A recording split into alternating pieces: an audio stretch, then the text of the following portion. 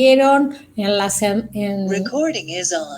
semana de hoy, o sea que están incluidas estas clases, en la plataforma está el material, las presentaciones de estas clases, pero también está la bibliografía, ¿sí? Los apuntes para que ustedes puedan estudiar, mirar. Bueno, ¿están viendo mi pantalla? Sí, profesora. Bueno. Y ayer, ustedes saben que, bueno, pero veo que está Antonella. Les quería dar mi celular, pero, bueno, Antonella lo tiene y cualquier cosa ella seguro que me va a avisar, porque si hay veces que me ha pasado el año pasado que yo me he quedado hablando y se ha cortado de internet y después me dicen los alumnos, bueno, nosotros no escuchamos y qué sé yo, capaz que estuve 15 minutos hablando sola. Bueno, para que eso no pase, pero seguro que Anto me avisa. Bien, entonces, como les dije hoy, siguiendo un poco con el tema de las bases, ¿sí? Para lograr realizar un diseño de estructuras de hormigón, un tema que tenemos que tener en cuenta y que es muy importante va a ser el tema de las acciones, ¿sí? Las acciones a las que estas estructuras de hormigón van a estar sometidas. Entonces, nosotros en la clase pasada hemos hablado someramente de lo que eran los elementos estructurales. Dijimos que había elementos que eran lineales, como las vigas y las columnas, superficiales, como las losas, los tabiques, y volumétricos, como podrían llegar a ser las fundaciones. Bien, estos elementos, ¿sí? Compuestos, combinándolos, tienen como función dar forma a la construcción, tomar las cargas y irlas transmitiendo hasta llevarlas a la parte de la fundación. Esa sería la función que cumple una estructura en lo que sería un diseño. Entonces, hoy vamos a ver cómo vamos a hacer para evaluar las acciones que van a someter a esos elementos estructurales. Entonces, lo primero que vamos a ver es que estas acciones tienen que ser bien evaluadas, bien valoradas. ¿Por qué?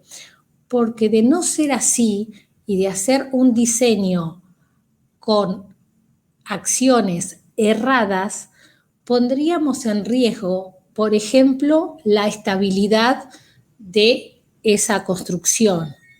¿Y por qué digo esto? Más o menos todos sabemos, pero está bueno repetirlo, que cuando nosotros vayamos a hacer un diseño de una estructura de hormigón, nosotros tenemos que evaluar qué cargas van a actuar sobre ella, qué acciones, qué cargas van a actuar sobre ella. Entonces, vamos a tener cargas muertas, ¿sí? Cargas vivas, de acuerdo a su funcionamiento. Estas cargas, tanto las muertas como las vivas, las vamos a mayorar por coeficientes que después vamos a ver que salen del reglamento CIRSOC 201, y con eso vamos a obtener lo que sería la carga requerida o la resistencia requerida. ¿Qué pasa? Nosotros después, en base a eso, vamos a decir que nuestra resistencia de diseño debe ser mayor que la resistencia esta que nosotros hemos calculado. Entonces, en base a eso, ¿sí? vamos a diseñar nuestra estructura. Bien, en el caso, como dijimos ayer, a los esfuerzos, tanto muertos como vivos, nosotros los vamos a multiplicar por coeficientes de mayoración para obtener la carga última.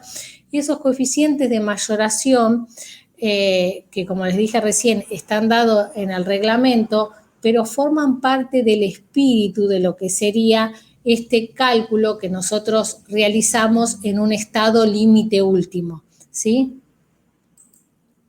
Bien, entonces, el tema es que si nosotros no valoramos bien las acciones a las que está sometida nuestra estructura, podemos sacar una mala resistencia de diseño, una errada resistencia en el diseño, y que la estructura esta o la edificación pierda su estabilidad, se caiga.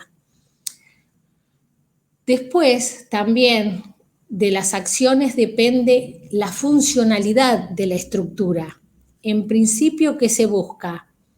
Que la estructura pueda trasladar las fuerzas a las que está sometida hasta el suelo, que la estructura esa sea resistente, que tenga estabilidad. Esto que sea resistente está muy relacionado con lo que vimos recién, que tiene que ser algo que sea una estructura estable. Luego, hay otras funciones que se requieren de la estructura. Generalmente, la que es más conocida por nosotros es la resistente, pero también hay otras. Y una que por ahí ustedes no sé si la saben, pero hoy se las voy a presentar, si no es el caso, es que las estructuras sean confortables. ¿Qué es que una estructura sea confortable? Bueno, en principio tienen que ver con esos edificios que el otro día vimos que estaban edificados en Puerto Madero, edificios que son muy esbeltos, ¿sí? ¿Se acuerdan que dijimos que las torres El Faro, yo les dije que tenía, que era muy esbelta, que tenía una relación de esbeltez igual a 10? ¿Por qué? Porque medía 170 metros de altura y su longitud más chica en planta era 17 metros. Entonces, cuando uno hace la división de esas dos medidas, da 10. Estas estructuras que son muy esbeltas, cuando están sometidas a esfuerzos horizontales, por ejemplo, los esfuerzos de viento, más específicamente, estas estructuras tienen movimientos, ¿sí?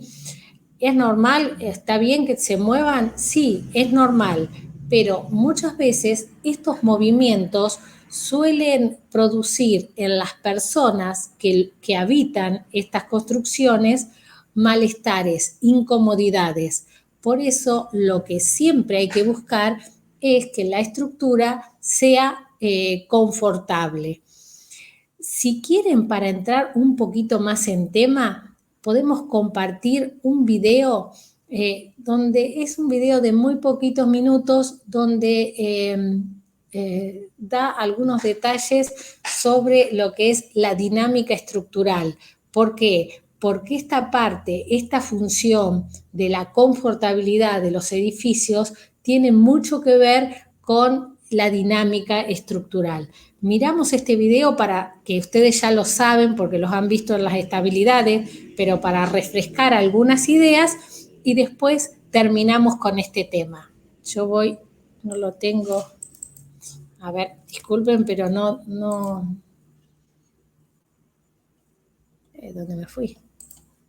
Voy a poner la dirección porque no tengo hecho el hipervínculo.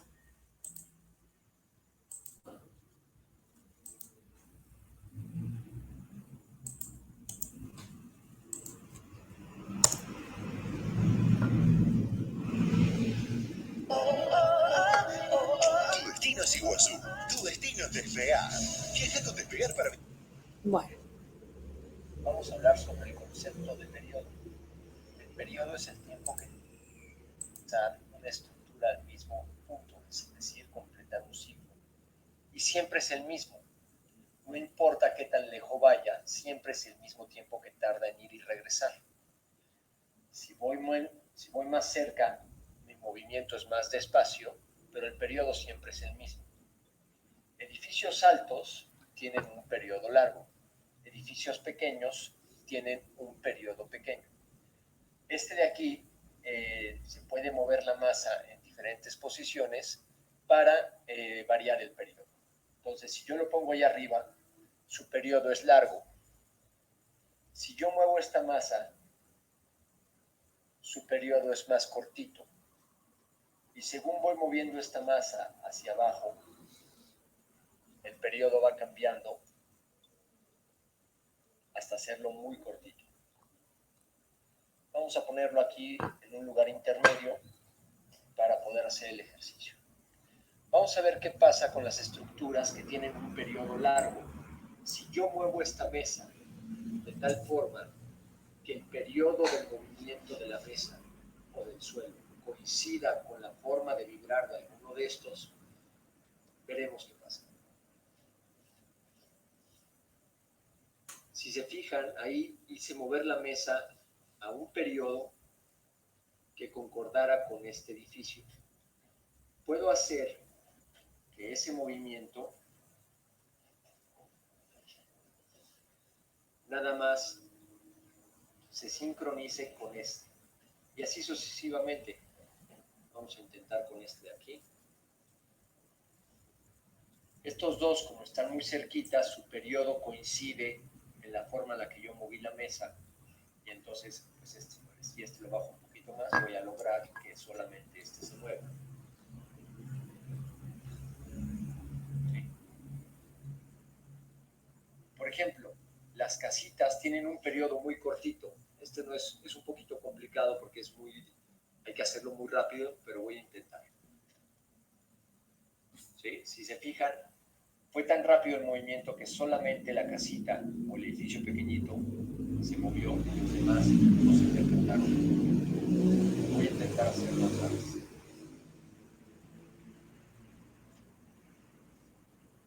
El movimiento fue muy rápido, solamente este se explica. Y lo que se intenta hacer con estos dos es mostrar lo que un sistema de amortiguamiento puede hacer con un edificio. Estas son dos sistemas iguales, ¿sí? Si yo los muevo, se mueven relativamente igual. Pero si yo introduzco un elemento adicional que aumente la fricción entre estas dos ceguetas, lo que haría más o menos un amortiguador en un edificio, vean lo que pasa.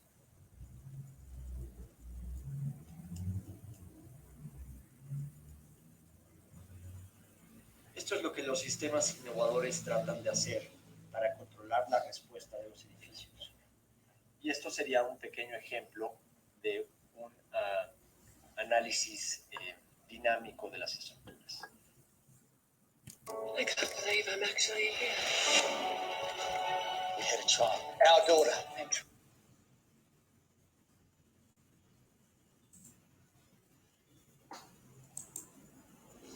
Bueno, volvamos un poquito a la clase.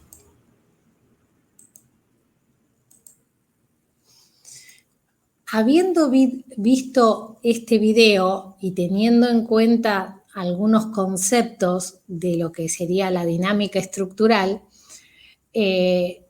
vamos a ver en el caso este de que el edificio sea confortable, vieron qué pasaba cuando los edificios eran muy esbeltos, altos, tenían periodos grandes, ¿no es cierto?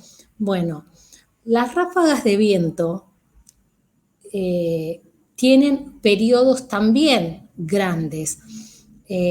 Por ejemplo, un periodo típico es un periodo de 3 segundos. Entonces, ¿qué pasa?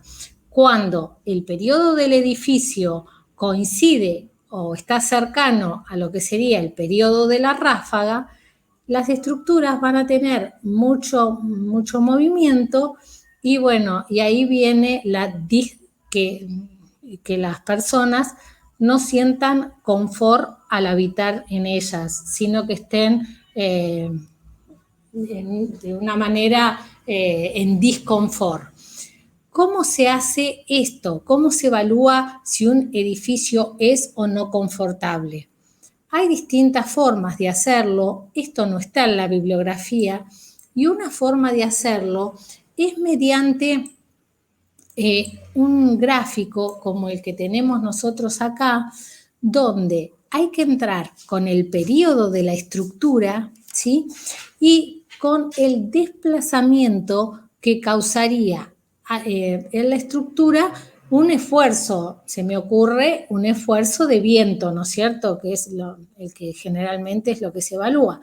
Entonces, entrando por los dos ejes, vamos a determinar un punto y ahí vamos a ver si nuestra estructura tiene vibraciones que no son perceptibles, que son perceptibles, que son molestas, que son muy molestas y que llegan a ser intolerables.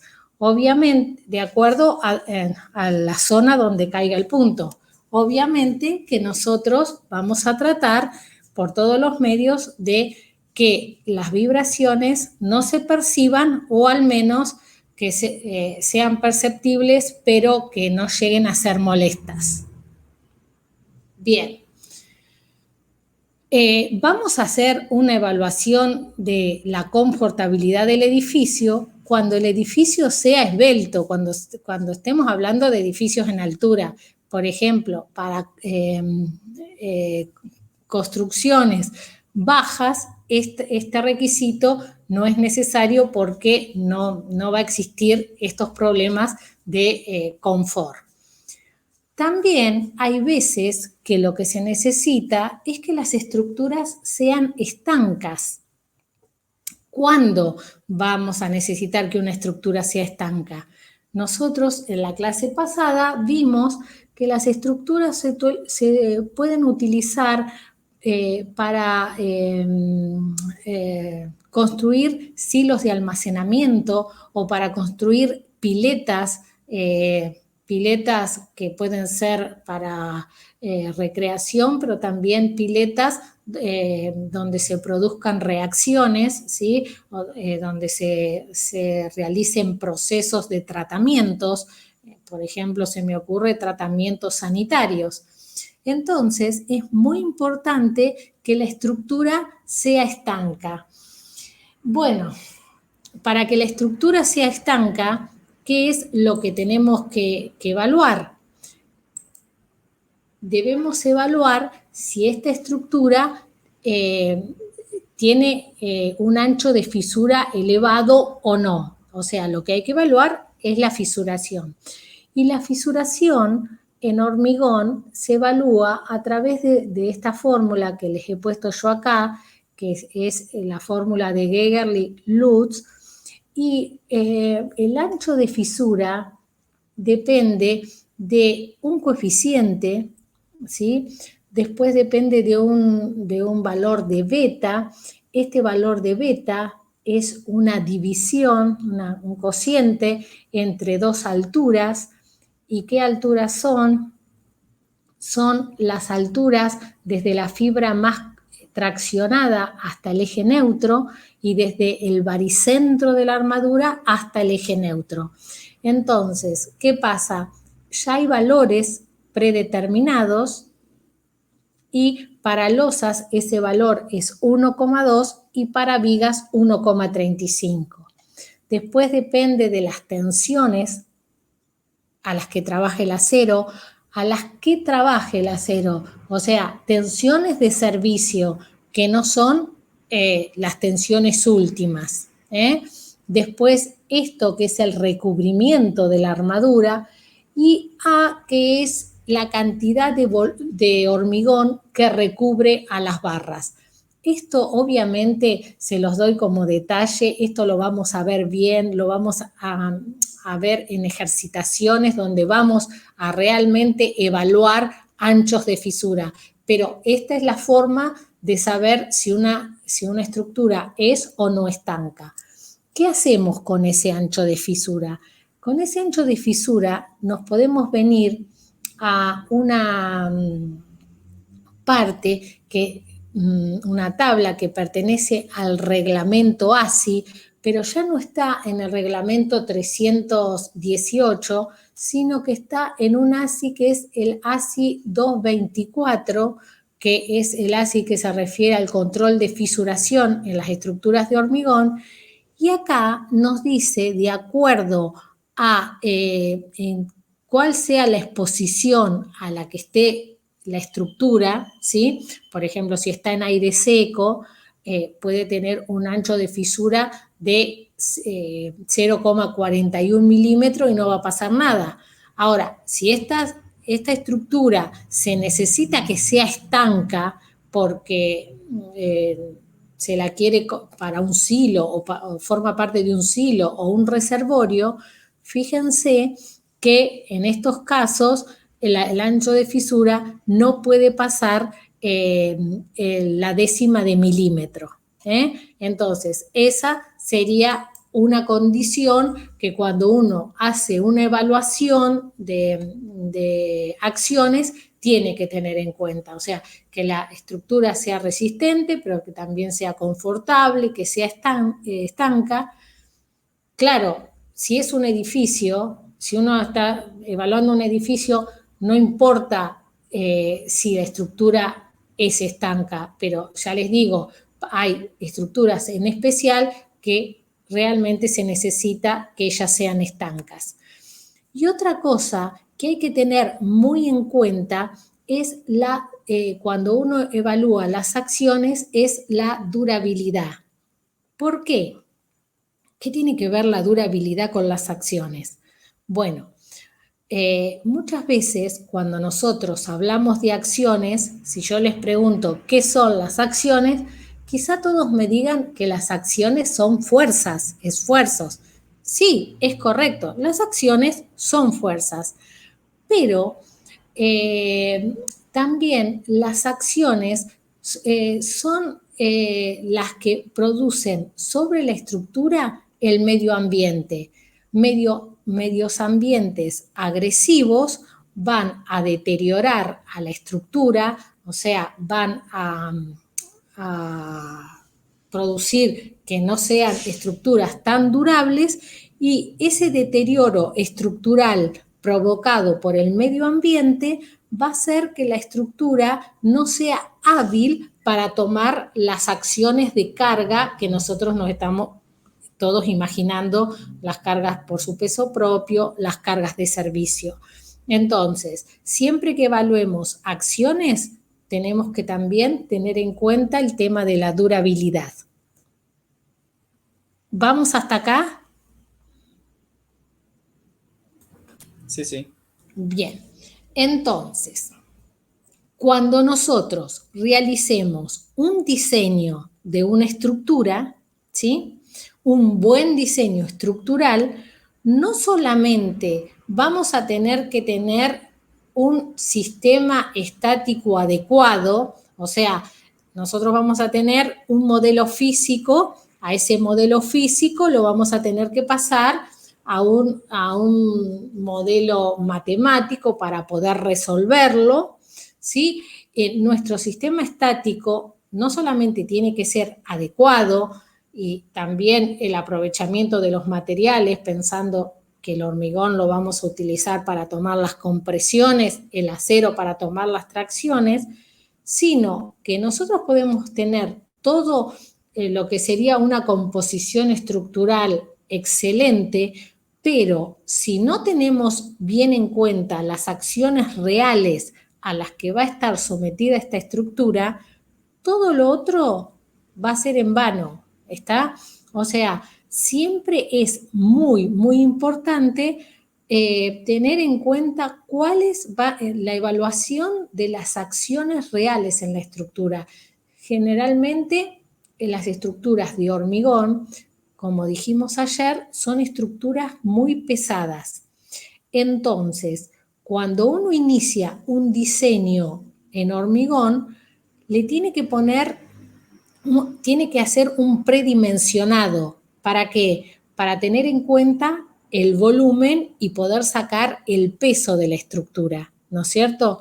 Y una vez que logra sacar el peso de la estructura, o sea, el paso siguiente es la evaluación de los esfuerzos. Siempre que uno tenga que realizar un diseño en hormigón, primero realiza el predimensionado y después realiza el cálculo de las acciones. Y para realizar el cálculo de las acciones, ¿en qué nos vamos a apoyar? Nos vamos a apoyar en los reglamentos CIRSO que vimos ayer, que vamos a tener el 101, donde vamos a sacar cargas permanentes, que serían las cargas del peso propio de la estructura y elementos que la componen, y sobrecargas de uso. El CIRSO 102, que es el CIRSO por el cual vamos a determinar cargas de viento, y el CIRSO 103, que es el CIRSO con el cual vamos a determinar las cargas debidas a sismo. Ahora bien, como les dije anteriormente, además de realizar una búsqueda de las acciones en base a estos reglamentos y poder determinar con el análisis de carga los reales esfuerzos a los que esa estructura va a estar sometida, es muy importante realizar el diseño por durabilidad, de realizar un diseño por durabilidad. ¿Y cómo vamos a realizar el diseño por durabilidad? Obviamente que esto lo vamos a hacer también en la práctica, pero hoy acá les voy a mostrar cómo se realizaría un diseño de una estructura por durabilidad. Lo primero que vamos a hacer es que vamos a entrar en el CIRSO 201, en el capítulo 2, y vamos a determinar cuál es la clase de exposición a la que va a estar sometida nuestra estructura. ¿Sí? ¿Cómo vamos a hacer eso? Muy fácil. Entrando en esta tabla, en la tabla 2.1, fíjense que acá aparece en la primera columna la designación de la clase. En la segunda columna aparece el tema de la clase de exposición, que es, por ejemplo, la primera clase es no agresiva, corresponde a 1. ¿Qué tipo de proceso puede tener el hormigón? Ninguno, no hay agresión por el ambiente. ¿Dónde se presenta? Bueno, acá hay una descripción del ambiente, por ejemplo, en hormigones masivos interiores, en interior de edificios, cuando los mismos no están sometidos a condensaciones, en elementos exteriores de edificios revestidos, ¿ven? Todo algo, un ambiente muy tranquilo.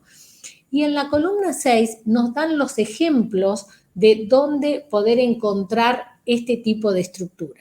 Entonces, nosotros, sabiendo cuál va a ser el ambiente en el que se va a encontrar nuestra estructura, lo vamos a clasificar y vamos a ver si es un ambiente no agresivo, si es un ambiente, por ejemplo, que pueda estar sometido a cloruros, pero que sean de un origen diferente al origen marino, ¿sí? Entonces, acá nos dice que en este caso tendríamos una corrosión por cloruros. ¿Dónde se da esto? Por ejemplo, en piletas de natación, en fundaciones en contacto con aguas subterráneas. Bueno, acá nosotros tenemos todo y podríamos clasificar, si estamos en esta condición, al ambiente como CL. Después tenemos los ambientes marinos. A medida que vamos bajando, el ambiente se vuelve más agresivo con respecto a la estructura. Después, ambientes donde puedo tener, por las bajas temperaturas, congelación y deshielo. Si uso sales, perdón, sin usar sales descongelantes, usando sales descongelantes. Bueno, acá ven, explica bien cuál es ese medio ambiente, dónde se encuentra. Después, ambientes con agresividad química. Y esto sí, pueden ser estructuras que van a formar parte de industrias, ¿no es cierto? Bueno, entonces, una vez que yo tengo la designación del ambiente, lo que tengo que hacer es venirme a otra tabla que también está en el mismo capítulo del reglamento, que es la tabla 2.5, y en base a esta tabla y a la clasificación que yo he hecho del ambiente, me va a decir cuál es la relación agua-cemento máxima que yo puedo utilizar de acuerdo si tengo una estructura de hormigón armado o de hormigón pretensado, y también me va a decir cuál es la clase de hormigón, lo que sería F'C, ¿sí? Cuál es la clase de hormigón mínima que yo puedo elegir. Entonces, en base a esto, yo de entrada, de acuerdo al ambiente donde se halle mi estructura y el tipo de estructura, yo voy a decir, bueno, mira, mi estructura se clasifica con tal letra, entonces voy a necesitar como mínimo un hormigón H, y bueno, supónganse que estoy en un ambiente A2, voy a necesitar un H25, ¿sí? Entonces, es muy importante cuando uno tiene en cuenta las acciones a las que está sometida la estructura, además de las fuerzas, realizar el diseño por durabilidad. Bien, terminado con esto, vamos a empezar a clasificar las acciones, ¿sí? ¿Cómo las vamos a clasificar a las acciones? Hay muchas formas de clasificar las acciones. ¿Y por qué las quiero clasificar? Las quiero clasificar para después, cuando yo esté diseñando, decir, bueno, ¿qué me tengo que fijar?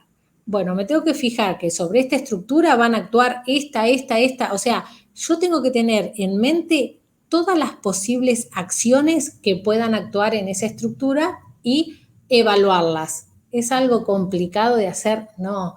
¿Por qué? Porque generalmente para las estructuras, salvo que sean estructuras ya con requisitos muy especiales, pero generalmente las estructuras están sometidas a cargas, acciones que siempre se repiten, ¿no es cierto?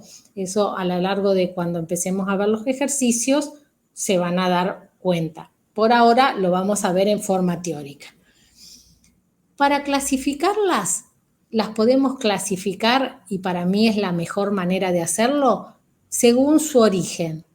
Y según su origen, estas cargas pueden ser las acciones pueden ser como cargas funcionales. Dentro de las cargas funcionales, ¿qué cargas voy a tener? Bueno, a ver, pensemos. Voy a tener cargas estáticas constantes. ¿Debidas a qué? Debidas a su peso propio. Son las cargas permanentes, ¿sí? Al peso propio de la estructura, lo que pesa el hormigón, pero también estas cargas estáticas, ¿quién va a estar dentro de ellas? Y los contrapisos, los pisos, las paredes, esas son todas cargas estáticas constantes y son cargas permanentes, lo que nosotros definimos con la letra D, de cargas muertas. Después tenemos otras cargas estáticas que son variables, que son cargas de uso o sobrecargas, que nosotros ¿con qué letra las definimos? Las definimos con la letra D. y estas dependen del uso que tenga el lugar.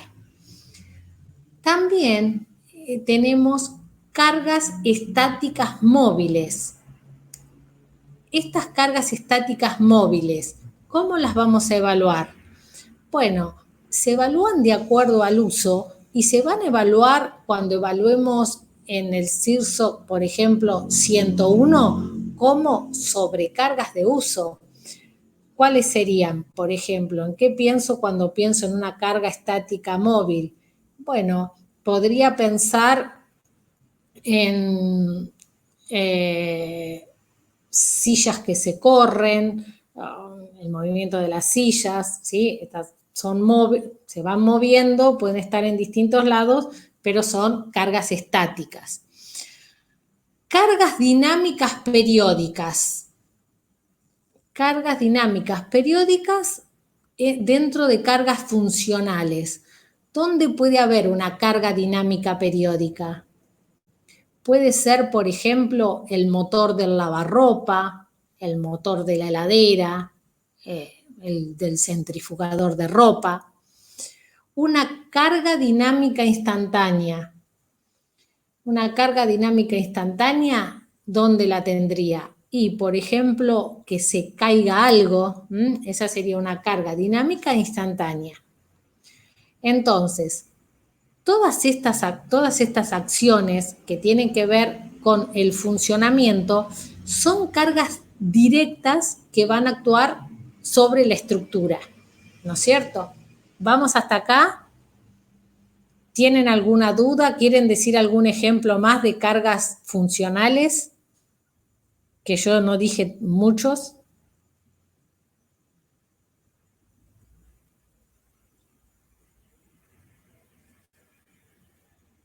¿Me están escuchando? Sí, sí, se escucha. No, nada para comentar.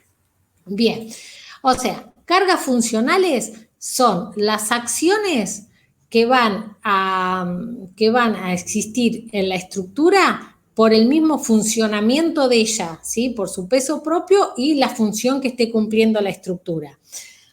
Pero a estas cargas también hay que agregarle otras cargas, que son las cargas ambientales, ¿está? ¿Y las cargas ambientales cuáles son? Bueno, dentro de las cargas ambientales puedo tener cargas estáticas, como por ejemplo, yo acá puse empuje de tierra, ¿sí? Empuje de roca, agua, aire. ¿Dónde se da esto? Bien, se da siempre y en la parte, por ejemplo, de partes enterradas, sótanos, sobre las paredes de la estructura, voy a tener un empuje de tierra, o quizá no hay tierra y hay roca y voy a tener un empuje de roca. También voy a tener por ahí un nivel freático, entonces puedo tener empuje de agua. Y bueno, y ya cuando habla de una carga estática de aire, lo que estoy haciendo es una evaluación del viento, que si bien el viento es una carga, como nosotros sabemos, variable, es una carga dinámica, a los efectos de realizar un cálculo y para simplificarlo, sabemos que lo tomamos como una carga estática, pero en realidad es una carga, el viento siempre es una carga variable, una carga dinámica. Y también estas cargas ambientales pueden ser dinámicas, por ejemplo, cargas dinámicas, empujes hidrodinámicos, ¿de qué sería? De agua en movimiento, empuje de olas, esto ya sería estructuras que se encuentran, por ejemplo, en el mar. Empujes aerodinámicos, ¿cuáles serían? Y bueno, ráfagas de viento, empujes sísmicos. Entonces, todo esto lo tenemos que tener en cuenta a la hora de hacer una evaluación de las acciones. Después, o sea, fíjense, por un lado cargas funcionales, por otro lado cargas ambientales. Después, ¿qué otras cargas tenemos? Tenemos los que se llaman cargas indirectas o coacciones. ¿Cuáles son esas cargas indirectas o coacciones? Bueno, nosotros ayer estuvimos hablando que el hormigón, entre las desventajas que tenía, ¿qué era? Era que sufría cambios volumétricos por retracción, por fluencia, ¿sí? Iba cambiando el tamaño. Al producirse esos cambios de tamaño en algunos elementos de la estructura, ¿qué va a suceder? Va a suceder que se induzcan tensiones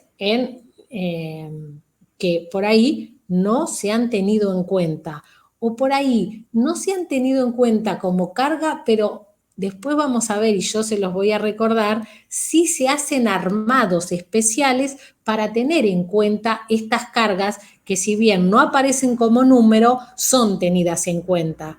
Nosotros, por ejemplo, cuando calculemos losas, vamos a poner una armadura mínima que justamente se calcula para tener en cuenta estas coacciones, estos esfuerzos que se pueden inducir por los cambios volumétricos.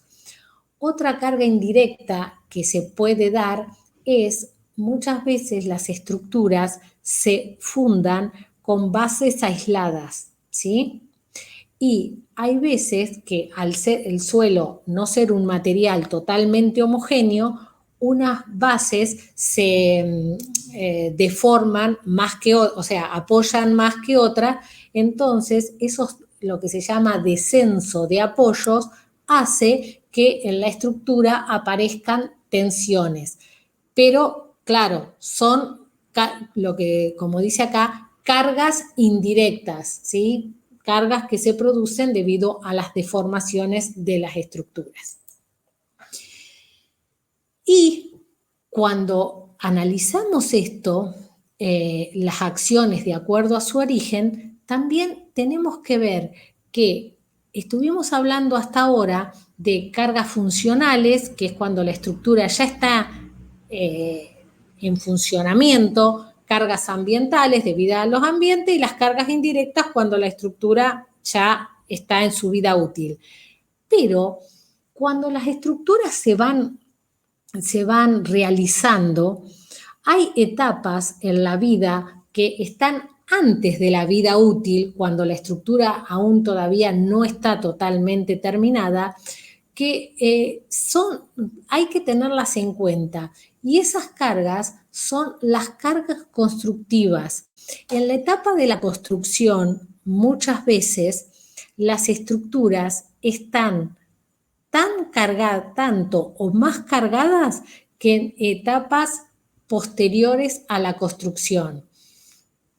Y ustedes me dirán, ¿esto es así? ¿Cómo se imaginan que una estructura puede estar más cargada en el inicio que en lo que va a ser su vida útil? Y sí, puede ser. ¿Saben cuándo se da?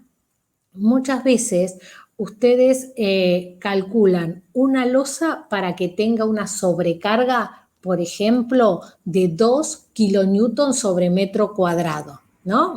Es una sobrecarga usual en una superficie de una casa. ¿Y qué pasa? En la época de la construcción, muchas veces sobre las losas se apilan materiales, ladrillos o, bolsas de cemento, de cal, materiales, y el peso de esos materiales es mayor que el peso que se presume que después va a tener ese elemento. Entonces, las cargas que puedan aparecer en una estructura en el tiempo de la construcción son muy importantes. Y ni que hablar cuando uno está hormigonando y apoya los puntales de los encofrados de la losa que va a hormigonar sobre las losas que ya están hormigonadas. ¿Está? Ahí también. Todos esos detalles hay que tenerlos en cuenta y hay que hacer un cálculo de las cargas que aparecen en la época de la construcción. Entonces, cuando clasificamos a las acciones, tenemos que acordarnos que vamos a tener cargas funcionales, cargas ambientales, cargas indirectas debido a la deformación de la estructura y cargas en la etapa de construcción. Entonces, sabiendo esto, nosotros vamos a tratar de hacer una evaluación de todas estas acciones y con ellas después realizar el cálculo estático de la estructura y determinar los esfuerzos a los que la misma va a estar sometida. ¿Hay otras formas de clasificar a las acciones? Sí, hay otras formas, pero yo ahora se las voy a leer, pero en realidad a lo que vamos a llegar es a las mismas acciones, a las mismas cargas. Por ahí uno puede dividirlas como cargas permanentes, que serían las cargas muertas, cargas variables, que serían las sobrecargas de uso, cargas accidentales. Cuando hablamos de cargas accidentales, nosotros las estaríamos viendo como una carga, en el caso de clasificación de acuerdo a su origen, como una carga funcional. ¿Dónde puede aparecer una carga accidental? Que sea accidental no quiere decir que no esté tenida en cuenta. Son cargas que se toman en cuenta en la estructura por si llega a pasar algo. ¿Y cómo lo podría ejemplificar? Con esto. Por ejemplo, cuando nosotros calculamos una losa de fondo de un ascensor, se calcula con la posibilidad de que se desprenda la caja del ascensor y que caiga sobre esa losa. Uno no está esperando que eso pase, pero si pasa, la losa va a estar contemplada dicha carga. Esa sería una carga accidental, por ejemplo, que no se espera que pase, pero que puede pasar. Después también hay muchas variantes para clasificarla, como puede ser, es una carga fija. ¿Cuáles serían las cargas fijas? Y las cargas permanentes son fijas, no se van a mover. Una carga libre, cargas de uso que se pueden mover. Después también se puede clasificar de acuerdo a cómo es la respuesta estructural. ¿Es una carga estática?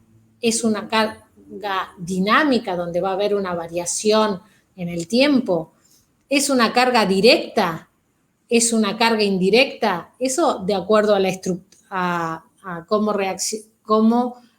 reacciona la estructura en base a esa acción. Ahora bien, ¿cómo vamos a hacer nosotros con estas acciones? En general, lo que vamos a hacer nosotros es que vamos a realizar, como les dije anteriormente, un análisis de carga. Siempre cuando estamos realizando un diseño estructural, vamos a hacer un prediseño de la estructura, vamos a darle volumen a la estructura para poder determinar su peso propio y seguido a eso vamos a hacer un análisis estructural. Este análisis estructural se debe hacer, como dice acá, acá dice la vida útil, pero nosotros vimos que también hay que tener en cuenta no solo la vida útil, sino que hay que tener en cuenta también qué pasa con las cargas en la etapa de la construcción. Entonces, cuando habla para cada etapa, yo le sacaría útil y diría para cada etapa de la vida de la estructura, ¿sí? Y una vez que determinamos cuáles son las acciones que sobre la estructura actúa, poner en estas acciones de manera más desfavorable para lograr los máximos esfuerzos a los que va a estar sometida la estructura. ¿Y qué cargas vamos a ver? Siempre vamos a ver esto. Vamos a ver las cargas funcionales, ¿sí? que pueden estar actuando solas y vamos a tener cargas muertas y cargas vivas, y también asociadas a las cargas funcionales, las cargas ambientales, ¿sí? El viento, si es una estructura que se encuentra en una zona sísmica, ¿sí? Siempre unir cargas funcionales con cargas ambientales y superponer estos estados. ¿Esto es algo complicado? No, no es tan complicado. ¿Por qué? Porque nuestro reglamento, el CIRSOC 201, en el capítulo 9, directamente nos da cuáles son las acciones que nosotros debemos tener en cuenta, ¿sí? Que pueden una estructura tener que soportar. Entonces, nos da una serie de combinaciones y también nos da los los valores para los coeficientes para mayorar esas cargas. Bueno, acá aparecen todas estas cargas que yo se las voy a mostrar directamente tal cual aparece en la bibliografía.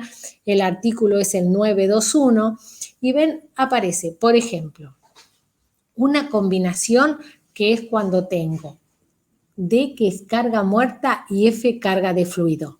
Ahora bien, ¿siempre voy a tener carga de fluido? No, voy a tener carga de fluido cuando tengo un tanque, por ejemplo, un reservorio.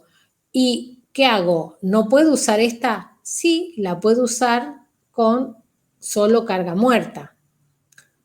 Después tengo otra, que es la 2, donde acá tengo carga muerta, carga debido a fluido, a temperatura, a sobrecarga, ¿sí? A esfuerzos horizontales de tierra. Esto que es LR es carga sobre la losa de la última planta. S que es carga de lluvia, R que es, no, R carga de lluvia, S carga de nieve. Bueno, entonces así da una serie de combinaciones y nosotros, en base a lo que tengamos, ven, acá empieza a aparecer cargas W, que son cargas de viento, cargas E, que son cargas sísmicas. Entonces, en base a las acciones que tengamos, vamos a elegir las combinaciones que no necesariamente tenemos que elegir una, podemos elegir más de una y evaluar cuál es la más desfavorable. ¿Está? Y en base a eso vamos a poder realizar la resolución estática en nuestras estructuras. Ahora bien, como esas ecuaciones son muchas y por ahí uno se pierde, lo más habitual es que en la práctica tengamos como cargas funcionales, cargas permanentes y sobrecargas. Entonces, ¿qué usamos? Usamos la ecuación 9.1 y la ecuación 9.2 de esta forma, ¿ven? Mucho más sencillo.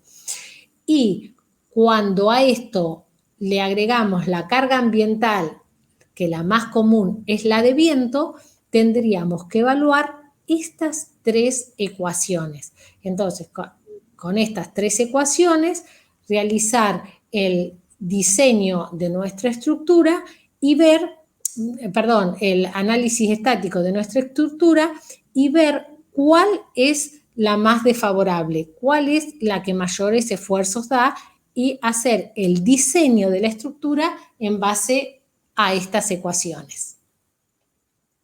Bien, acá voy acá y después vuelvo.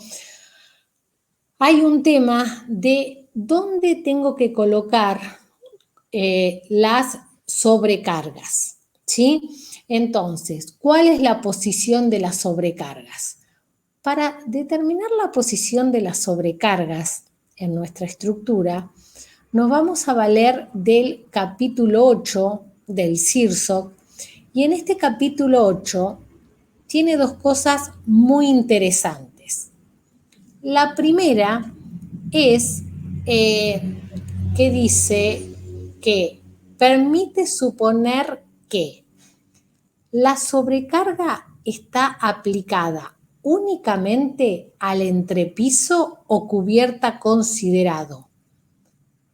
Los extremos, considerando los extremos más alejados de las columnas construidas monolíticamente con la estructura como que están empotrados. ¿Esto qué quiere decir?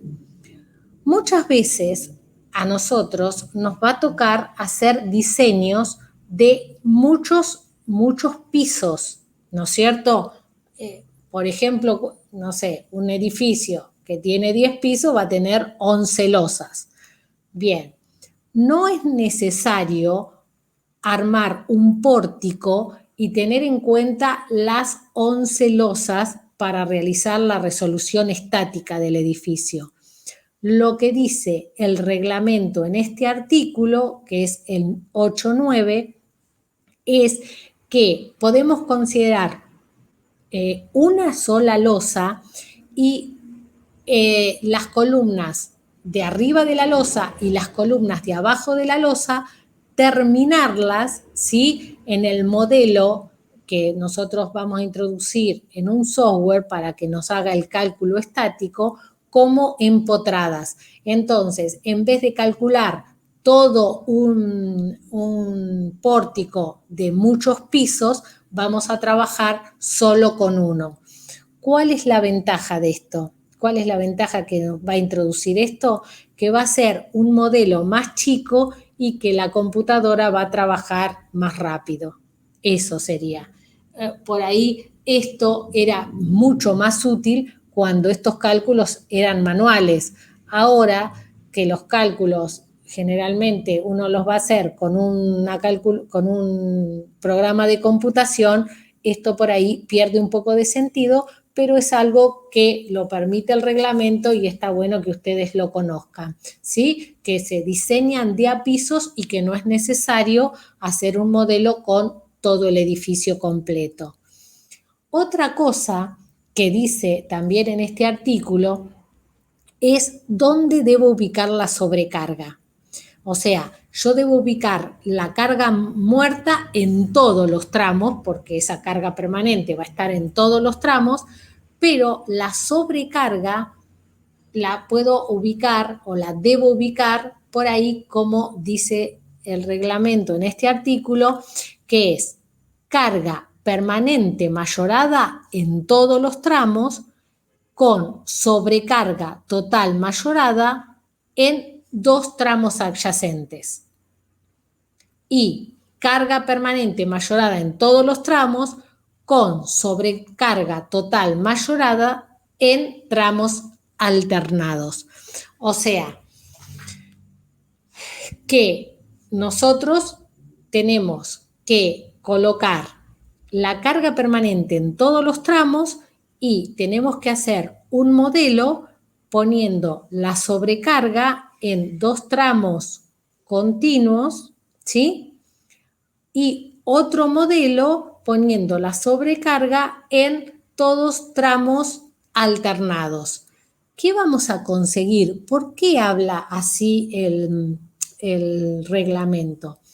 Por esto, miren ustedes, si nosotros tenemos una estructura como la que vemos acá, esta estructura sería una viga hiperestática de 3 tramos. Entonces, la bibliografía, en este caso esta figura es del Leonhardt, tomo 3, lo que dice es que pongo el peso propio, que sería la carga muerta, en toda la viga. ¿Y qué hago?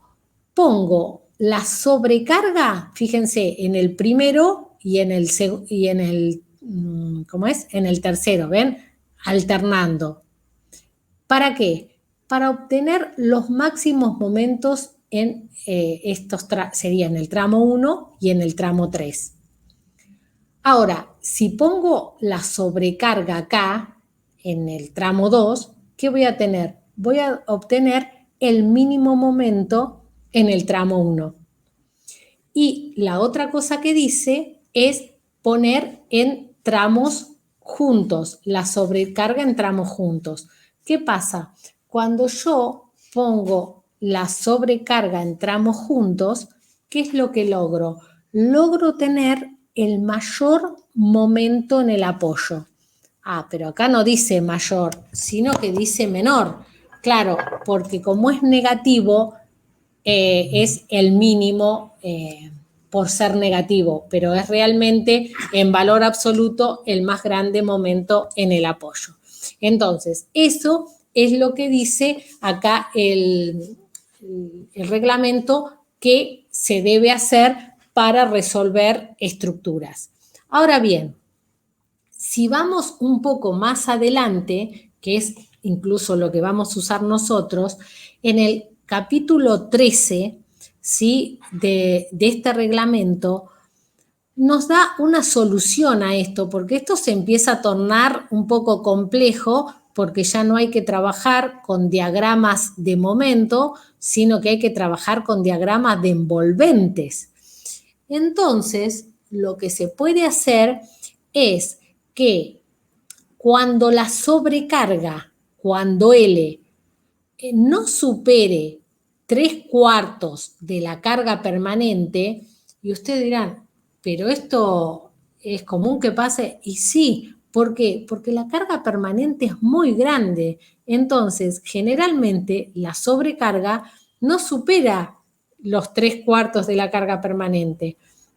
Entonces, en ese caso, lo que puedo hacer es suponer que la sobrecarga esté en todos los tramos y de esa forma voy a sacar momentos máximos y no voy a tener que hacer esto y trabajar con diagramas de envolventes. O sea, directamente sobrecarga en todos los tramos y obviamente carga permanente en todos los tramos. Y eso facilita mucho la cosa. Ustedes, cuando estén en la práctica de repaso, van a ver que van a tomar una viga de 3 tramos y sí van a trabajar con diagramas de envolvente, pero después, en la habitualidad de la práctica, vamos a trabajar con todos los elementos totalmente cargados.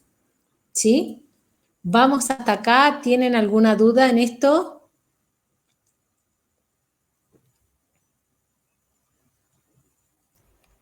Creo que no.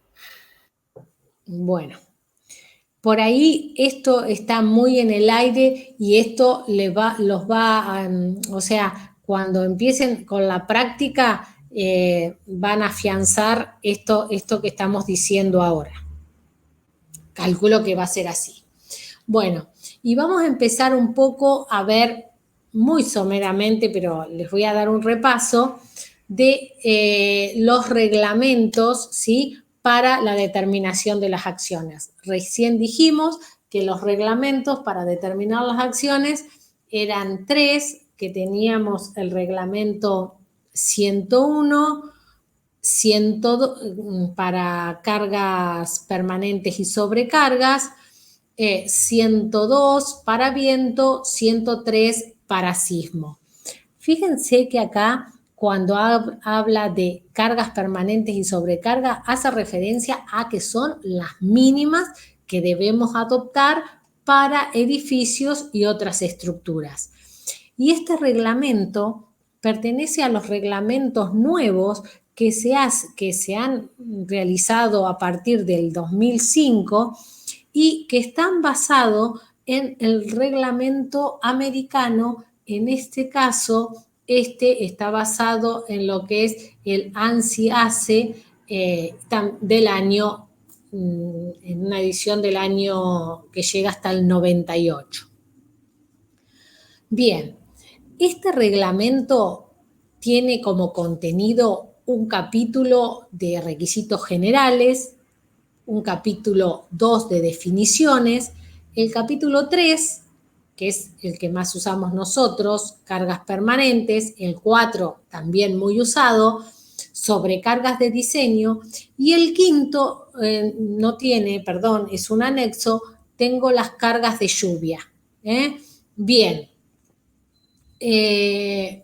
miremos un poco lo de las generalidades. Está bueno saber el marco en que funciona este reglamento. Dentro de las generalidades, fíjense qué es lo importante. Lo importante es lo que yo he subrayado en amarillo. Esto es tal cual está expresado en el reglamento. Dice, no se incluyen las cargas de origen climático ni las solicitaciones provenientes de coacciones. ¿Sí? ¿Se acuerdan que cuando nosotros clasificábamos a las acciones, decíamos que eran funcionales, ambientales y de acciones indirectas? Y después teníamos cargas en la etapa constructiva. Pero en este reglamento las coacciones, ¿sí?, no están incluidas, y tampoco las cargas de origen climático. Otra cosa que es claro el reglamento, dice que cuando da valores de carga, no incluyen los efectos dinámicos inherentes a la función de la carga. ¿Qué es esto? Por ejemplo, hay un artículo que empieza a partir de más o menos el artículo que está en el capítulo 4, a ver si les muestro, que uno que me acuerdo siempre es, por ejemplo, una carga de tribuna, ¿no es cierto? La carga de tribuna es lo que pesaría las personas que van a una tribuna. Esa es una carga. Pero las personas que van a la tribuna, o salones de fiesta, ahora tribuna no encuentro acá, pero seguro que está, porque es una carga que yo la suelo ubicar. Entonces, esa carga está dentro de la tabla como lo que pesan, lo que se puede suponer que está pesando las personas, y si las personas están sentadas en una silla, lo que pesan con la silla y eso. Pero no tiene en cuenta dentro de esa carga que esas personas puedan levantarse y saltar. Entonces, cuando eso ocurra, uno a esa carga la tiene que mayorar, y en este caso, ven, por ejemplo, tribunas, estadios y estructuras similares, y hay que mayorarlas en un 50% a la carga dada en la tabla. ¿Por qué? Por lo que dice en las generalidades, que no incluyen los efectos dinámicos de las cargas. Entonces, cuando uno lee eso, tiene que saber que eso no está pasando, porque la tabla está en un lado y esto que leímos está detrás. Y hay muchas cargas que tienen un efecto dinámico, y en la parte de atrás, que ahora vamos a ver otras, están nombrados puestos los coeficientes que hay que aumentarlas. Después, otra cosa que dice dentro de las generalidades es que las cargas que están dadas como cargas de peso propio y carga de uso, hay que utilizarlas y hay que combinarlas ¿con quién? Con los coeficientes que acabamos de ver, que están dados en el CIRSOC 201, coeficientes de mayoración, si queremos sacar los estados límites últimos, y también hay coeficientes para estados límites de servicio, donde obviamente no van a ser coeficientes de mayoración, sino que directamente se trabaja con la carga como viene, no mayorando. Tengo el capítulo 2 dentro de este reglamento, que es el de las definiciones. Define lo que es carga y cuál es la diferencia entre carga y carga nominal. Carga nominal se la llama nominal porque es la que nombra este reglamento, pero es una carga, ¿sí? habla de qué es una coacción, ¿sí? Que son los esfuerzos internos que se originan por deformaciones, que las deformaciones pueden deberse a una retracción por fraguado, una variación de temperatura o que ceda una vinculación, una fundación, ¿sí? Y obviamente que esto se va a producir siempre que las estructuras sean hiperestáticas. También dentro de este capítulo define qué es una carga permanente, qué es una sobrecarga. Fíjense que cuando define carga permanente no solo tiene que ver el peso de la estructura, ¿sí? Como tal, sino también incluye lo que está adherido a ella, como por ejemplo paredes, pisos, techos, cielos rasos, escaleras, paredes o elementos divisorios, revestimiento. Todo esto hay que tenerlo en cuenta como carga permanente, que no es el peso propio de la estructura, es carga que va a estar en forma permanente. Y después también define a las sobrecargas, que dentro de las sobrecargas, como también lo decía en la parte de las generalidades, no incluyen las cargas ambientales. Acá no está tenido en cuenta ni la nieve, ni el viento, ni la acumulación de agua, ni el sismo. Esas son cargas ambientales que hay que considerarlas, hay que evaluarlas y obviamente hay que calcular las acciones de la estructura teniéndolas en cuenta. Bien, cuando tocamos el tema del capítulo 4 de las cargas permanentes,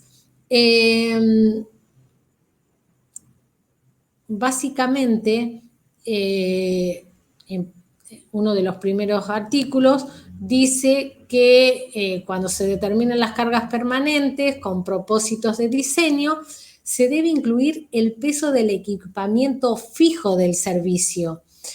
Un poco lo que hablábamos hoy, por ejemplo, las instalaciones sanitarias, las instalaciones eléctricas, esa carga hay que tomarla en cuenta como carga permanente, ¿sí? Las ventilaciones, el aire acondicionado. Muchas veces, claro, uno cuando hace un análisis de acciones, uno no tiene en cuenta por ahí, porque la instalación eléctrica y porque su peso con respecto a otros pesos uno lo ve como despreciable, pero teóricamente tiene que tomarlo en cuenta, tiene que hacerlo valer como tal. Algo muy importante es lo que dice este artículo que yo señalé con amarillo, el 315. En este artículo habla de que muchas veces nosotros como calculistas tenemos que diseñar plantas que se las llama plantas libres. ¿Por qué? Porque no hay tabiques divisorios en su interior. ¿Esto por qué es así? No quiere decir que una planta libre quede libre luego de su uso.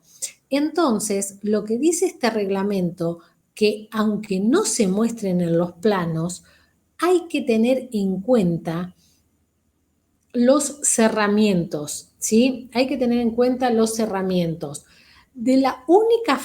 O sea, las paredes. De la única forma que no hay que tenerlos en cuenta es cuando la sobrecarga de uso para ese ambiente exceda los 4 kilonewton metro cuadrado. En el caso que la sobrecarga de uso exceda ese valor, no hay que tener en cuenta, uno puede omitir las cargas de las divisiones de pared. Sino, sí, siempre hay que tener en cuenta las cargas de pared. Así no estén dibujadas. Así no estén dibujadas. Y hay algo muy, muy bueno que dice este reglamento, pero no lo dice en el reglamento, sino lo dice en el comentario cómo tener en cuenta esos cerramientos que por ahí ni aparecen dibujados en los planos. Entonces, acá está. Miren ustedes, el artículo en el comentario, ven, siempre que en estos reglamentos aparezcan C, quiere decir que uno está buscando en el comentario. Aparece como C311 y dentro de eso aparece un ítem que se llama 3 particiones. Si ustedes ven, habla en general cuánto pesan esas paredes y eso, y dice que, básicamente esto es lo más importante, cuando la sobrecarga de uso sea menor que 2,5 kilonewton metro cuadrado, la sobrecarga de tabiquería por metro cuadrado de piso que hay que adicionar no será inferior a 1 kilonewton sobre metro cuadrado. ¿Qué quiere decir esto? Quiere decir que si yo estoy trabajando con un ambiente con una sobrecarga de 2,5 kilonewton metro cuadrado, bueno, para considerar que ese ambiente va a tener cerramiento, tengo que trabajar con una sobrecarga de 3,5, ¿sí? Ahora bien, si la sobrecarga va entre 2,5 a 4, en vez de adicionarle 1, le voy a tener que adicionar 0,5. Y un poco lo que dice antes, que cuando la sobrecarga sea mayor que 4 kilonewton por metro cuadrado, ya ahí, si quiero, no voy a tener que adicionar pesos de pared. Esto es muy importante porque hay mucha variación en los pesos si no tenemos en cuenta las paredes. Bueno, y después ya lo que tenemos es la tabla, ¿sí? Donde en la tabla tenemos el peso unitario de los materiales y conjuntos funcionales. Acá tenemos en cuenta el peso del hormigón, básicamente por metro cúbico, y los pesos de las paredes en esta tabla, que es lo que más vamos a usar nosotros como peso. Luego tenemos el capítulo 4, que es un capítulo que trata sobre las sobrecargas de diseño. ¿Qué pasa? Dentro de las sobrecargas aparecen en la tabla cargas uniformemente distribuidas de acuerdo el local de la estructura que estemos analizando, sean pasillo, baño, cocina. Y una novedad en este reglamento es que también aparecen cargas concentradas. ¿Qué es esto de las cargas concentradas? Miren ustedes, la tabla es esta, ¿no es cierto? Entonces, ¿qué dice? Bueno, que si yo tengo un archivo, tengo que usar esta carga como carga de uso. Bueno, estas son cargas de azoteas, cargas de balcones, pero ven, por ejemplo, acá, destino escuela. En destino escuela, aulas. En las aulas tengo que trabajar con una carga uniforme de 3 kilonewton metro cuadrado. Pero también tengo que trabajar con una carga concentrada de 4,5 kilonewton. ¿Cómo es esto? ¿Tengo que trabajar con la suma de estas cargas? No, no tengo que trabajar con la suma de estas cargas. Tengo que trabajar con esta carga y hacer un cálculo de solicitaciones, quitar esa carga y poner esta carga puntual donde en el lugar que mayor esfuerzo dé a la estructura y sacar los esfuerzos que va a venir como producto de esa carga. Y luego comparar los esfuerzos que saqué con la carga uniforme y los que saco con la carga concentrada. ¿Con cuál me voy a quedar? Con el mayor de los dos. Pero esto hay que tenerlo en cuenta. No se utilizan juntos. Es uno y el otro. comparo y me quedo con el mayor. Como ustedes se fijan, bueno, miren, acá está, ¿ven? Los estadios, ¿sí? Sin asientos fijos, con asientos fijos, las tribunas de los estadios, que era lo que recién estábamos mirando. Como ustedes ven, en este caso, ¿no es cierto? Para los estadios, fíjense que no tengo cargas concentradas, cargas puntuales, solo aparecen cargas uniformes. Hay algunos destinos que tienen, hay algunos destinos que no tienen. Estas cargas concentradas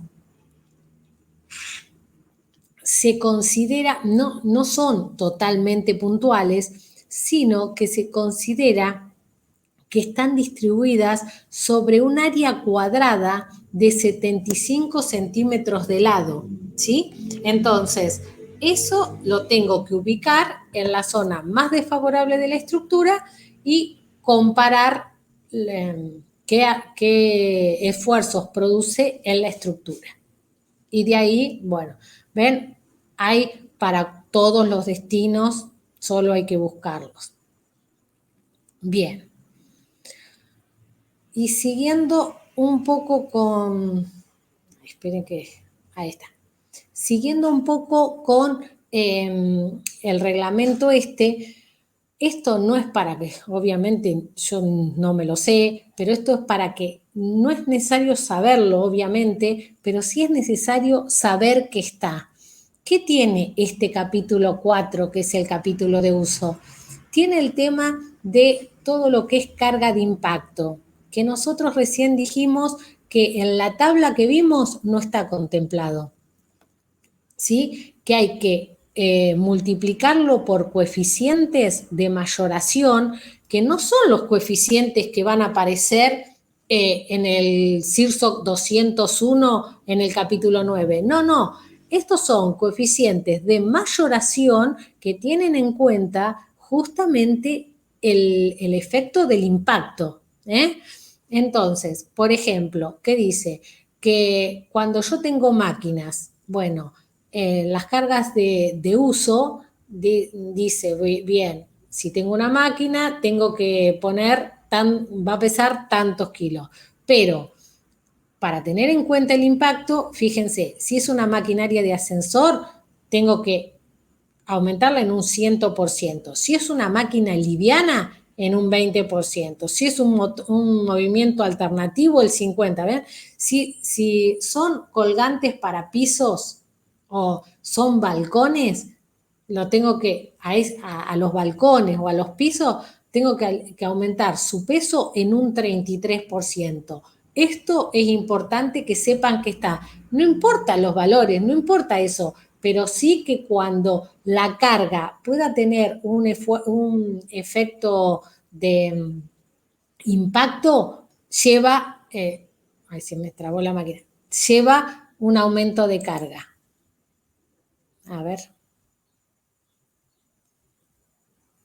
Quiero ver.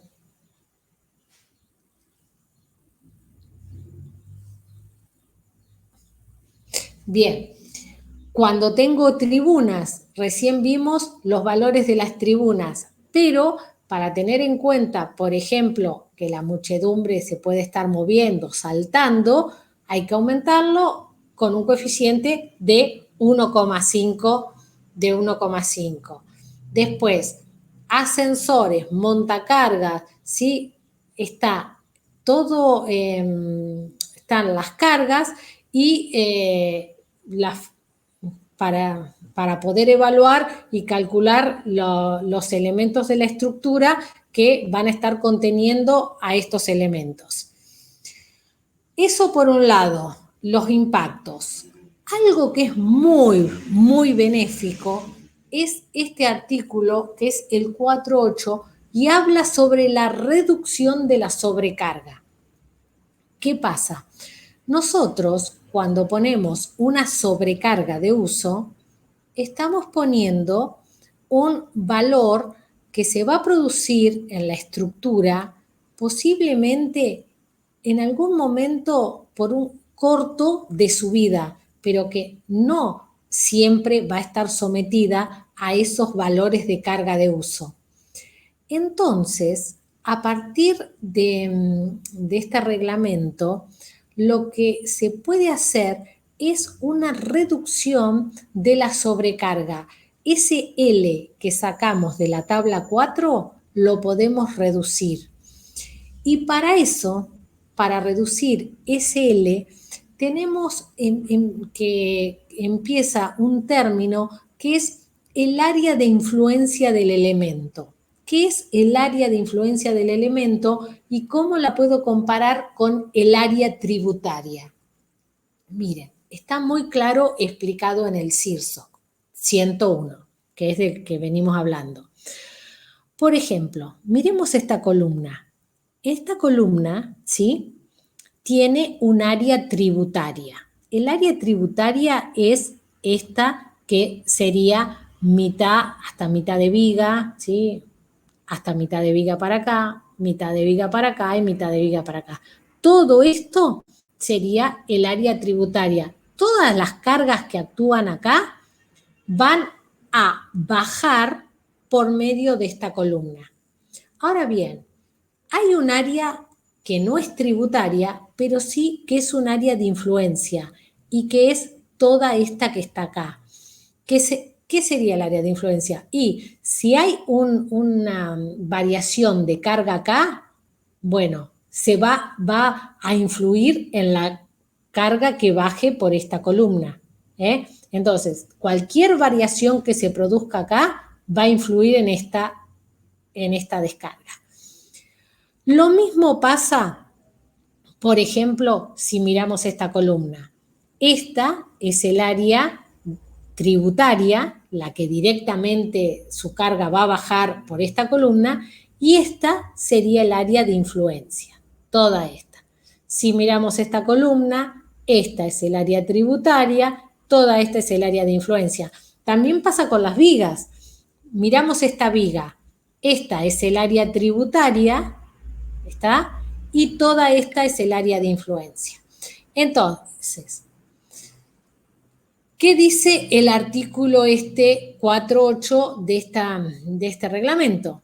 Dice que a la sobrecarga la puedo reducir y la voy a llamar L, y esa sobrecarga reducida va a ser igual ¿a quién? A la sobrecarga que saque de la tabla sin reducir, a la L que saque de la tabla sin reducir, que la voy a llamar L0, a dos valores de coeficiente, y a esta expresión que es el área tributaria por KLL. ¿Qué es KLL? Es el factor que hace que el área tributaria se transforme en área de influencia. Esto, la multiplicación del área tributaria por KLL, es el área de influencia. ¿Y de dónde sale ese KLL? Bueno, está dado acá. Miren, para columnas interiores es igual a 4. Obvio, si ven, era esto, ¿sí?, que teníamos acá. El área tributaria por 4 es esta área que sería el área de influencia. O sea, este valor, esta multiplicación es el área de influencia. Entonces, de esta forma, nosotros podemos reducir a la carga de servicio. ¿Cuándo? Que acá se me escapó la tortuga. ¿Siempre la vamos a poder reducir? No, no la vamos a poder reducir siempre. Acá está el detalle. Cuando el área de influencia sea mayor que 37 metros cuadrados. Si no, no. ¿Sí? Pero bueno, es un valor que habitualmente se puede llegar a dar.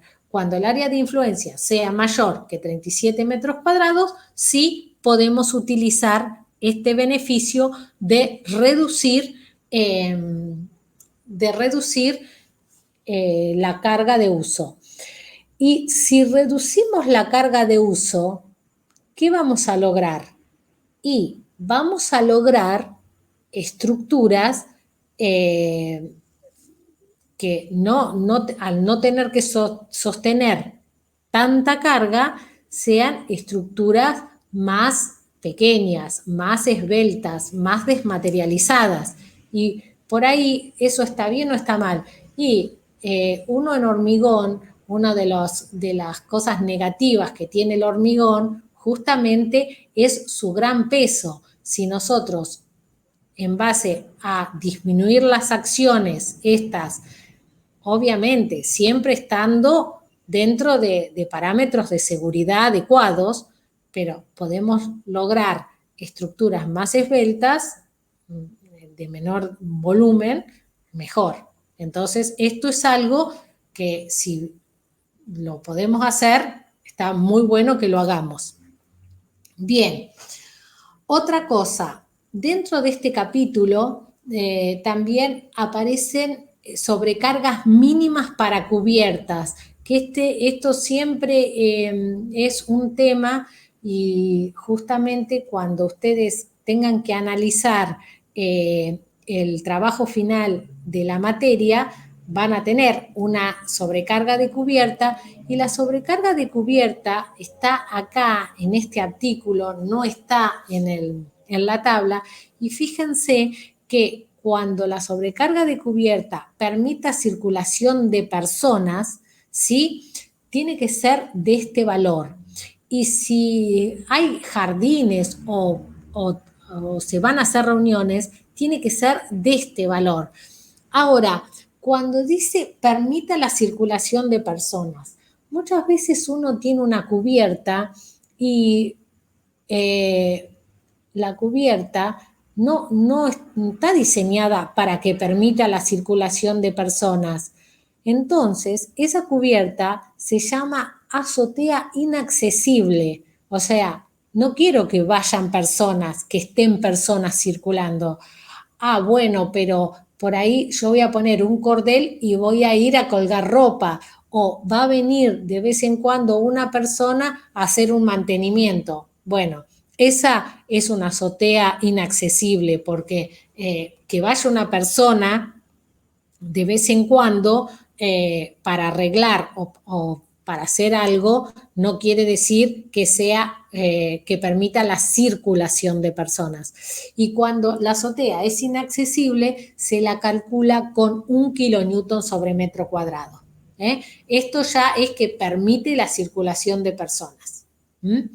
Después, también en este mismo capítulo hay sobrecarga de cocheras, ¿sí? Si tiene que hacerse estructuras para justamente el guardado de vehículos. Sobrecargas de balcones. Los balcones son partes muy sensibles en las estructuras. ¿Por qué? ¿Por qué les digo así como sensibles? Porque culpa de balcones se han producido por ahí accidentes donde los balcones por estar mal diseñados, mal calculados o mal construidos o no mantenidos o todas estas cosas juntas se han caído. Entonces, fíjense que la sobrecarga de balcón es grandísima, 5 kilonewton sobre metro cuadrado. 5 kilonewton son 500 kilos en 1 metro cuadrado. Esa es la sobrecarga para balcones, ¿sí? Lo mínimo que hay que poner para balcones. Después también en este mismo capítulo tienen sobrecarga para fábricas, para talleres, para depósitos, ¿ven? Ya son sobrecargas un poco más grandes que las que se encuentran en la tabla. Y una cosa que dice acá que me gusta es identificación de la sobrecarga. Ustedes vieron que, bueno, por ahí las estructuras tendrían que tener algún aviso hasta qué carga puede cargarse. Vieron que, por ejemplo, cuando uno sube a un ascensor, dice máximo tanta cantidad de personas o tantos kilos. Bueno, con las estructuras también debería pasar algo similar, que todos, porque en realidad las estructuras están calculadas para soportar una sobrecarga. Entonces, eso tendría que avisarse y por medio de carteles, por eso acá dice identificar la sobrecarga. O sea, que haya un cartel que diga que esa estructura está apta para soportar tanta carga. Sobre todo, esto es muy útil cuando se hace diseño de depósitos, porque muchas veces uno hace un diseño de depósitos con una carga y después se los carga con más carga que la que ha estado planeada. Después también en este mismo capítulo hay un comentario para cuando en los locales se utilicen autoelevadores, entonces figura de acuerdo a la capacidad de carga de ellos, qué carga hay que considerar en la estructura.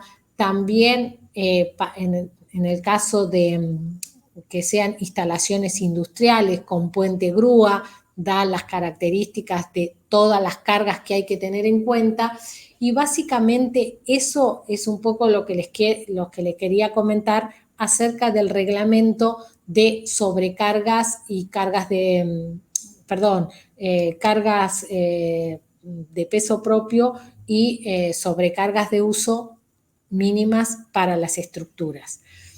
Después viene el reglamento de viento, el CIRSOC 102 para la determinación del viento. Este reglamento también es un reglamento ayornado, un reglamento nuevo que sale a partir del año 2005 y en él, a ver si es en el capítulo 1, claro, dentro de los métodos admitidos para el cálculo del viento aparecen 3 métodos. El primer método es un método simplificado y está especificado en el capítulo 4. Este método simplificado es muy, muy sencillo y directamente lo que se obtiene de él es el valor de una carga a aplicar en la superficie. ¿Qué pasa?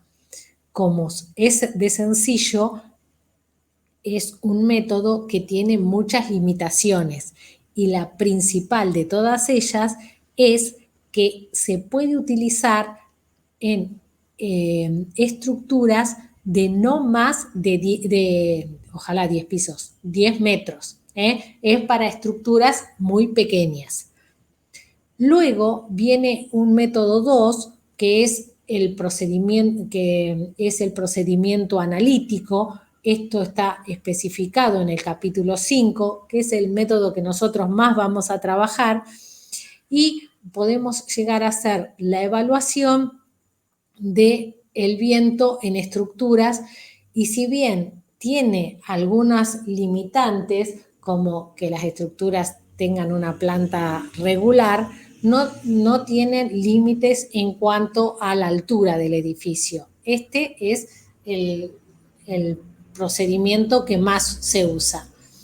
Ahora bien, cuando tenemos casos especiales de edificios que no tengan plantas regulares o edificios que no se encuadren a los límites que propone el capítulo 5, entre ellos edificios flexibles, y casi todos los edificios son flexibles.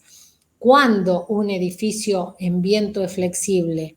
Un edificio es flexible cuando tiene un periodo mayor que 1. Hoy vimos que los edificios en altura tienen periodos generalmente más grandes que 1.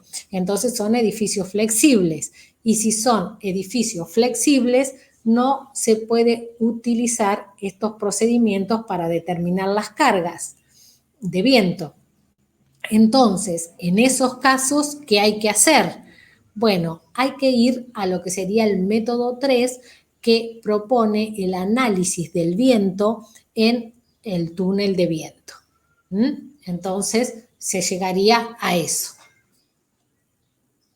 Generalmente, lo que se hace es que por más que el edificio sea flexible, uno necesita una primera estimación de cargas para hacer un predimensionado y poner ese modelo en un túnel de viento. Entonces, siempre, por más que el edificio sea flexible y que la limitante diga que no se puede utilizar el capítulo 5, este método 2, para un edificio flexible, igual se lo usa para tener una primera aproximación de lo que pueden llegar a ser esas acciones de viento. Bien, eso en cuanto al viento. Acá hay esto del túnel de viento, este método es un método que se conoce de hace algunos años en experimentación, sobre todo no tanto en edificio, pero sí en todo lo que es aeronáutica. Ellos tienen una vasta experiencia en túneles de viento. Y en nuestro reglamento del CIRSOC 202, esta es la primera vez que aparece el capítulo 6 con la propuesta del método de túnel de viento. Acá yo les muestro porque nosotros habitualmente en épocas de no pandemia, cuando terminamos una materia que es hormigón 2, vamos a una oficina técnica, ¿sí? En Buenos Aires, que es justamente el estudio de ingeniería que calculó las torres El Faro y tantísimas torres, casi el 80% de Puerto Madero es calculado por esta empresa. Bueno, todos estos edificios han sido sometidos a una evaluación en túnel de viento y estas son las maquetas.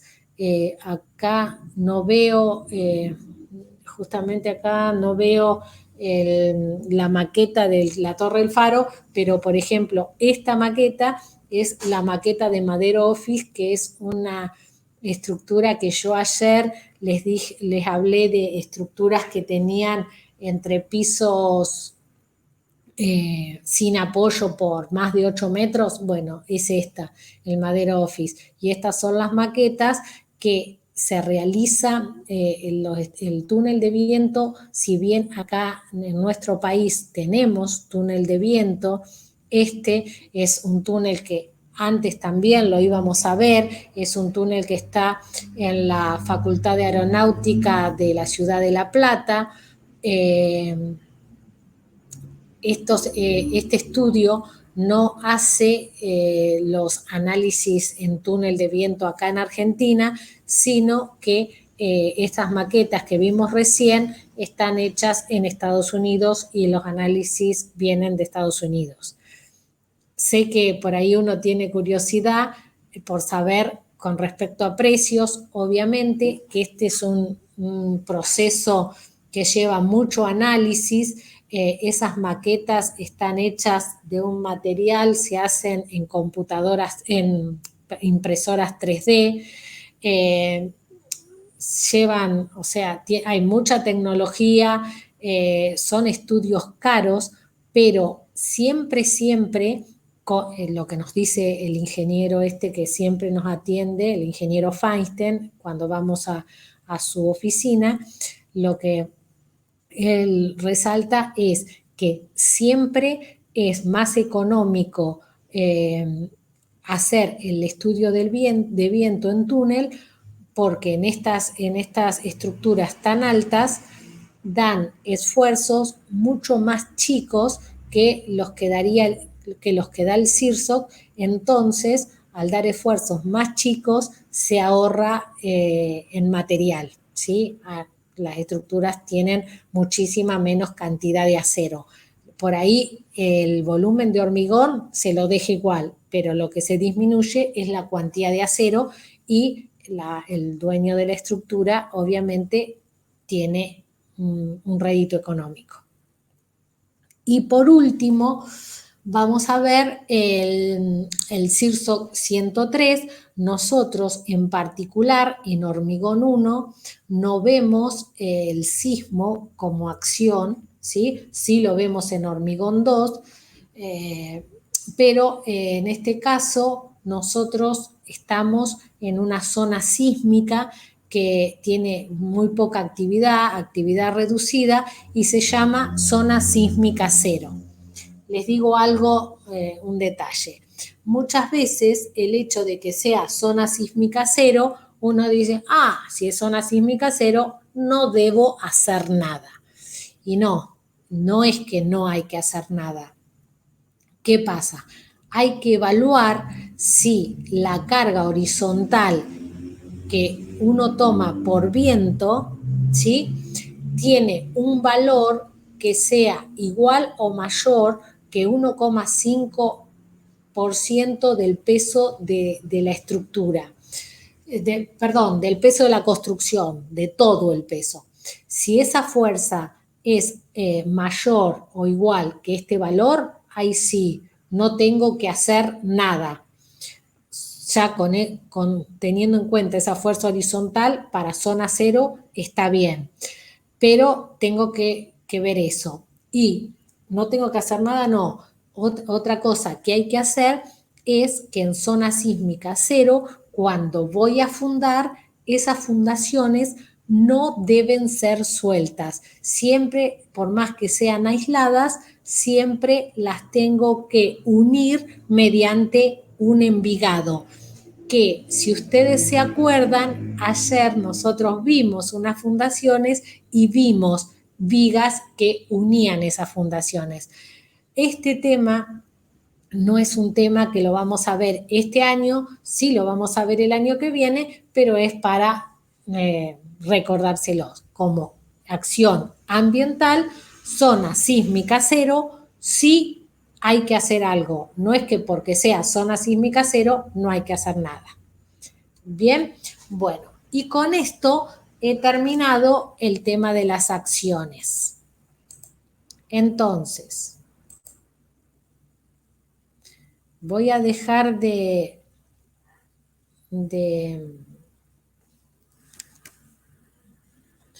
he puesto tan bien he escondido tanto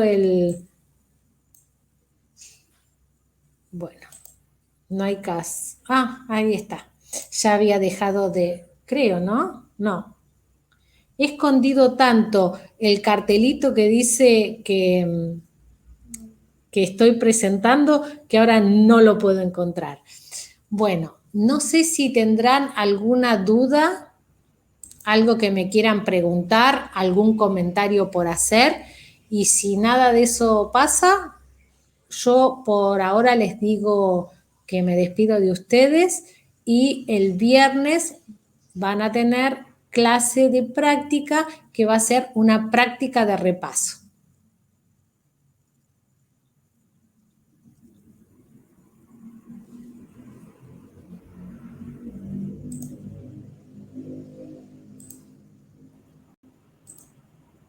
Por mi parte, sin consultas, profe. Disculpa, No, ¿cómo? por ahora no. ¿No? Bueno. No. Bueno, lo que les digo, lo que les quiero comentar, y bueno, ustedes dirán, sí, ella porque da hormigón. Me gustaría que esta materia no la dejen, vayan llevándola al día. Cuando tengan alguna duda, por favor, pregúntenos. Ahora, bueno, estamos en el inicio y esto no creo que surjan dudas, y si surgen dudas de acá, tenemos mucho tiempo para rever esto que esta teoría que he dado yo hoy, la van a ver durante toda la práctica, la vamos a volver a ver muchas veces, y no creo que lleve a ningún conflicto esto. Pero siempre que no entiendan algo, no se queden sin preguntarnos. Nosotros estamos para contestar, para que ustedes puedan entender todo. Siempre hay formas y todos pueden entender. Así que no se queden, pero vayan llevando la materia a medida que la vamos dando. El viernes, entonces, práctico de repaso, resolución estática. ¿Sí?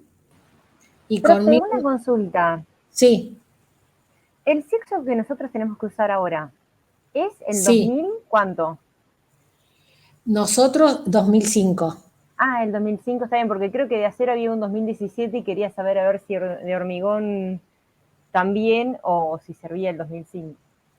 No, es el 2005 que, bueno, sí, creo que hay uno que dice 17 ahora, es lo mismo, es el mismo, eso no ha cambiado. Perfecto. Primero, puede ser que haya algo que diga 17, ahora que recuerdo.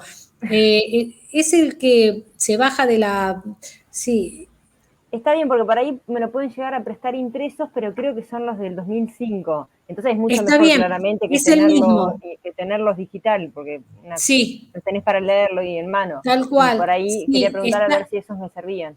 Sí, Genial. sí. Los que no sirven son los que dice año 82. Eso es todo distinto. Pero los que digan 2005, 2017, que yo he visto poco 2017, pero es exactamente el mismo. Bien, muchas gracias. Hay algunos que están impresos y que dice proyecto, y hay otros que dice reglamento. Ese que dice proyecto y reglamento, hay muy poquitas cosas de diferencia, también sirven. Bien, Es lo mismo. perfecto. Gracias. No, de nada. Y está bueno. Sí, yo no les digo imprimir, porque imprimir 600 hojas No, yo por eso, sí, es creo una que los locura. tienen los libros. Sí, Entonces, una cosa que les voy a comentar. Bueno, ahora estamos en época de pandemia y bueno, vieron que todo es como un poco más complejo. Pero, ¿qué pasa? Nosotros acá en la facultad hay un convenio y con el INTI y estos libros se consiguen y es más barato comprarse todos los reglamentos, o sea, les digo, no es que se los quiera vender, yo no, pero es que me han dicho los alumnos que conviene más comprarse todos los reglamentos que no imprimirlos. perfecto. Eso antes, ahora tendrían que nuevamente preguntar cómo están los precios con respecto a las fotocopias. O sea, alguien que va a trabajar en ingeniería, esto hay que tenerlos. O sea, yo sé si no es necesario para cursar la materia. ¿Por qué? Y porque lo vamos a ver del digital, pero si uno trabaja, está bueno tenerlos. Sí, la idea es Y comprarlo, pero por ahí, bueno, todos sí, juntos no incluso sé cuánto puede llegar a había salir y como veces, para ahora, para la materia, claro, y había veces que se juntaban grupos, o sea, todo el curso pedía, o mucha parte del curso pedía, y bajaban incluso los precios. Sé de eso también, pero no sé si ahora tendrán posibilidad, si estará trabajando la biblioteca. La verdad que en este momento no sé, estoy muy desvinculada, pero se los puedo averiguar. bueno, genial. ¿Eh? Bueno, chicos, entonces nos vemos si Dios quiere la semana que viene conmigo. El viernes con la práctica.